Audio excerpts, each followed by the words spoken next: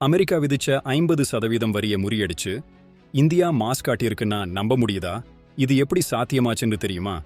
இந்தியாவுடைய மிகப்பெரிய ஏற்றுமதி சந்தை அமெரிக்கா தான். ஆனா டொனால்ட் ட்ரம்ப் தலைமையிலான அரசு ஜவுளி ஆபரணங்கள்னு பல பொருட்களுக்கு 50% வரைக்கும் வரியை ஏத்திட்டாங்க. உடனே அமெரிக்காவுக்கான ஏற்றுமதி 12% குறைஞ்சிடுச்சு. மொத்த ஏற்றுமதியே சரியப் போகுதுன்னு நிபுணர்கள் எச்சரிச்சாங்க.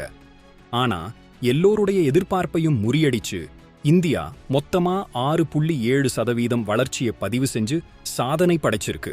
அமெரிக்கா அல்லாத நாடுகளுக்கான ஏற்றுமதி 10.9% வளர்ந்ததுதான் இந்த திருப்புமுனை. எப்படிடா இது ஒரே மாசத்துல நடந்தது? அதுதான் மோடியின் கடந்த 10 வருஷ உழைப்பு.